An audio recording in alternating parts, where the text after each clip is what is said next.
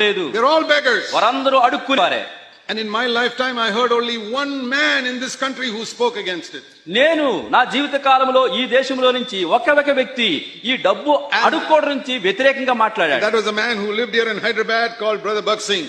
ఆ వ్యక్తి ఈ హైదరాబాద్ లో నివసించాడు, మరెవరో కాదు, సహోదరుడు Bakht Singh. He was the only man who had the courage to say these are all beggars. కనుక ఆయనకు ఒక్కడికే ధైర్యం ఉంది, డబ్బులు అడుక్కునే వారందరినీ కూడా ఈ క్రైస్తవుని పిలిచి చెప్పాడు, వీళ్ళు భిక్షకులు అడుక్కునేవారని చెప్పాడు. I thank God when I was 23 years old I got to know this man of God. దేవునికి స్తోత్రము, నేను 23 సంవత్సరాల వయసు ఉన్నప్పుడు ఈ గొప్ప దైవజనుడిని నేను తెలుసుకోగలిగాను. And the thing that challenged me about his life was his attitude to money. నిజానికి అతని జీవితంలో నాకు సవాలు విసిరింది ఏంటయ్యా అంటే డబ్బు విషయంలో ఆయన ప్రవర్తించిన ప్రవర్తన విధానమే. But in my entire life I've never heard any other Indian who speaks like him about these beggars. Bakht Singh వలే మాట్లాడి ఖండించినట్టు మరొక మరి ఏ భక్తుడు కూడా భారతదేశంలో ఆ జీవితంలో ఎంతవరకు కనపడలేదు. He was a prophet of God, but we hardly have any prophets in India today. నిజానికి ఈ భక్త్ సింగ్ గారి ఖచ్చితంగా దేవుని యొక్క ప్రవక్త, కానీ మనకు భారతదేశం యొక్క ప్రవక్త ఎవరు లేరు. Multitudes of beggars but hardly any prophets. మరి విస్తారమైనటువంటి గుంపులు కొనిది ఆ యొక్క భిక్షకులు ఉంటున్నారు, కానీ దేవుని యొక్క ప్రవక్తలుగా ఎవరు లేరు. Beggars on television, beggars in Christian organizations. క్రైస్తవ సంస్థల్లో భిక్షకులు ఉంటున్నారు, టెలివిజన్ లో అడుక్కునే వారు ఉంటున్నారు.